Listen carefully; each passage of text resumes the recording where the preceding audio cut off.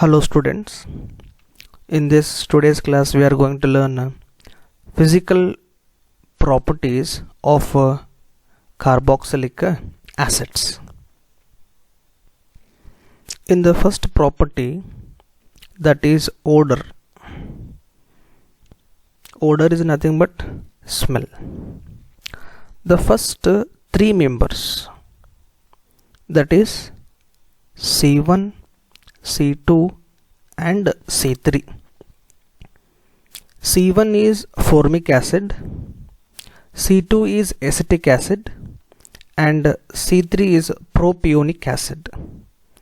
Of aliphatic carboxylic acids, they have pungent smell. It means these are having irritating smell.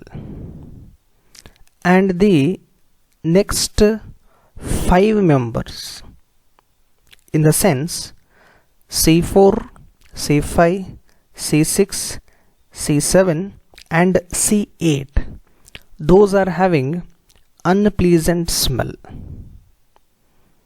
And that of the carboxylic acids having greater than 8 carbon atoms, they have negligible smell. These are all with respect to aliphatic carboxylic acids, right? And if you see for aromatic acids in general, they do not have any smell. This point you have to remember.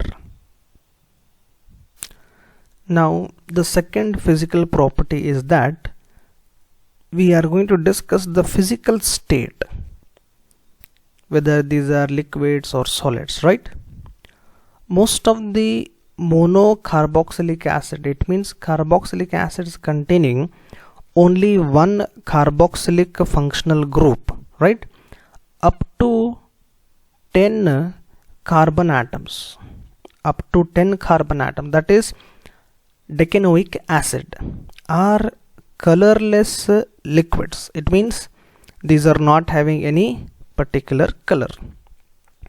And those of the carboxylic acid greater than containing carbon 10, which are simply called as higher acids, are colorless waxy solids, right students?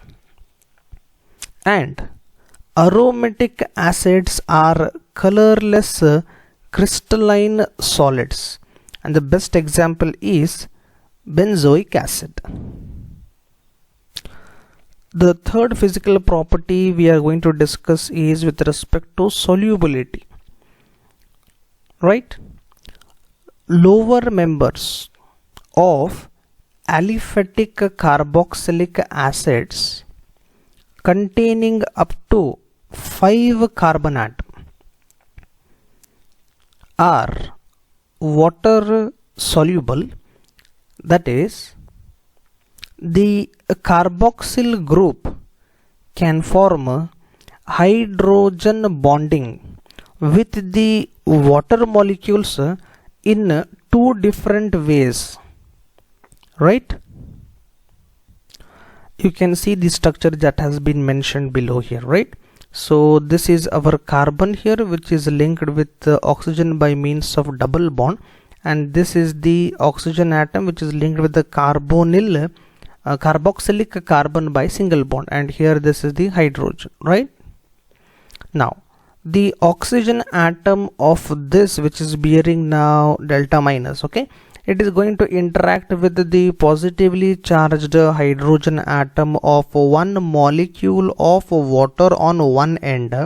In a similar manner, the positively charged hydrogen atom of carboxylic group is going to interact with the negatively charged oxygen atom of another molecule. So one molecule of carboxylic acid is forming a hydrogen bonding with water molecules. So therefore we can say that lower members of aliphatic carboxylic acids are water soluble. In the next point, In the higher members, that is carboxylic acids containing greater than 6 carbon atoms or 7 carbon atoms, the solubility in water goes on decreases gradually, and this is happening so because of increase in the size of the alkyl group that is going to mask, or we can say that which tends to mask the carboxylic group that is taking part in hydrogen bonding.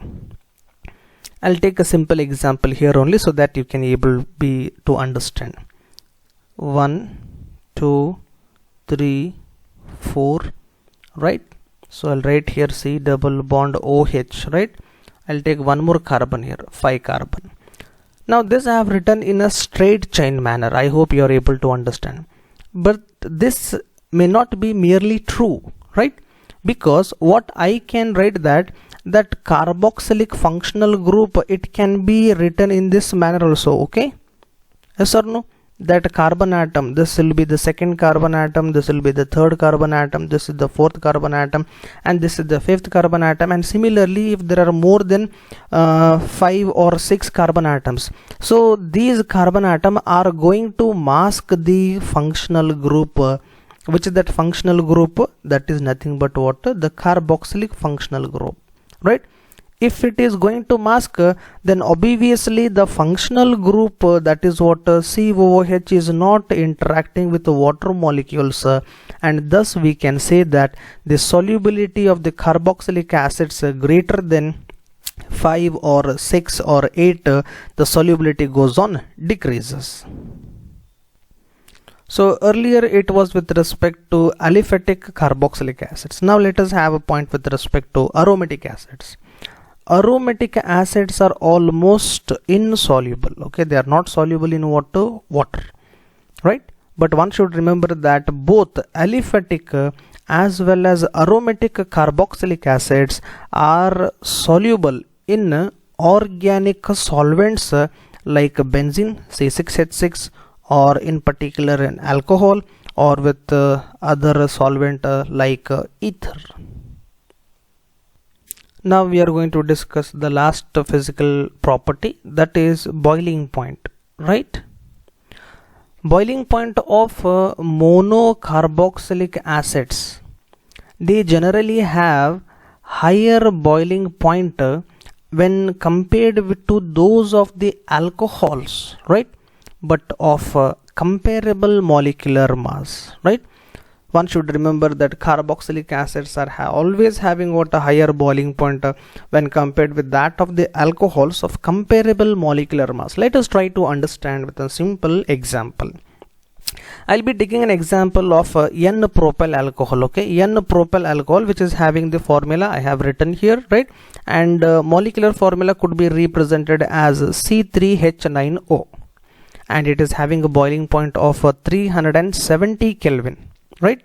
I said here both, okay? So therefore I have to consider with that of other carboxylic acid, right? That is with respect to acetic acid. Now earlier I spoke of alcohol, now I am speaking of what? Acetic acid.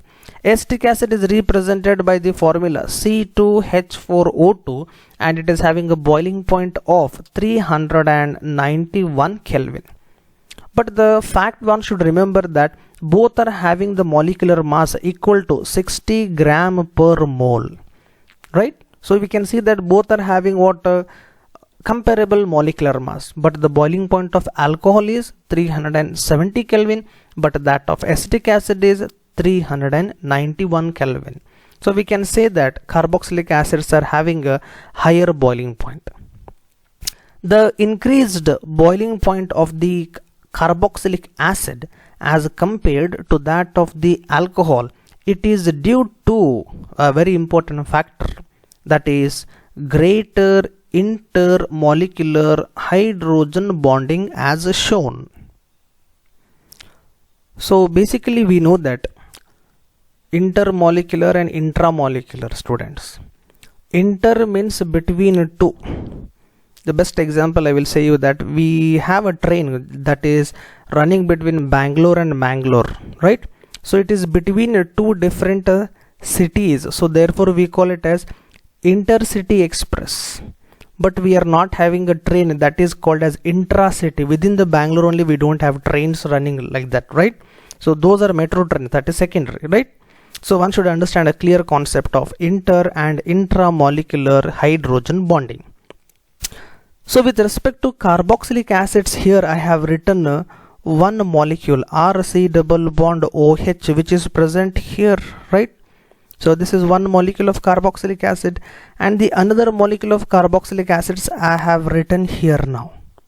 All you can see that the carbonyl group of oxygen of one molecule is going to interact with the hydrogen of another molecule of carboxylic acid on one end. In a similar manner, the hydrogen of one molecule of carboxylic acid is going to interact with the oxygen atom of another molecule of carboxylic acid. So these are two carboxylic acids, so this is one and this is two, and the bonding that is called as intermolecular hydrogen bonding is present. So I have written here, and because of this, carboxylic acids are having higher boiling point when compared with that of water alcohols. On the other hand, I have written here alcohol. I hope you are able to see now. R then followed by O then followed by H, right? So here I can write it as delta minus, and here I can write it as delta plus. The oxygen atom of alcohol, right, is going to interact with the hydrogen of another molecule of alcohol here, right? Is it clear now? Now this is called as what? Hydrogen bonding in alcohols.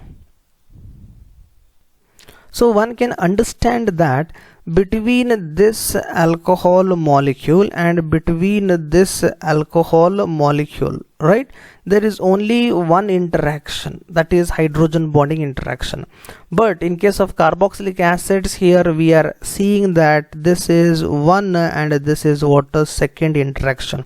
On account of this, we can say that carboxylic acids are having higher boiling point compared to that of what? Alcohols.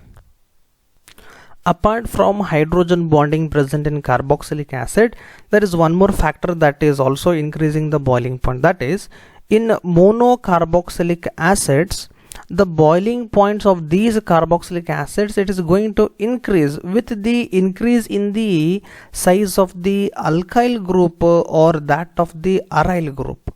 And this is because of increase in the van der Waals of forces of attraction, which are related to the molecular size. So here I have taken some typical examples. So this is acid. First one is formic acid, which is having the formula HCOOH. Second one is acetic acid, CH3COOH. Third one is propionic acid, C2H5COOH. And the fourth one is a butyric acid, that is a C3H7COOH. So one can understand that from left to right, the number of carbon atoms are increasing. That is from carbon 1 to carbon 4 here. Okay, this will be methanoic acid. Formic acid contains only 1 carbon, but whereas butyric acid contains 4 carbon. On the account of increase of carbon atoms, one can say that molecular size is increasing, right?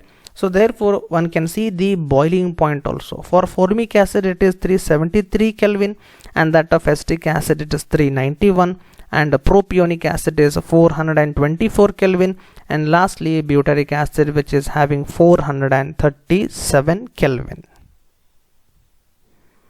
Right, students? Thank you for watching this video, students, and if you feel good after watching, kindly like the video and share the video, and also subscribe to my channel. Thank you so much.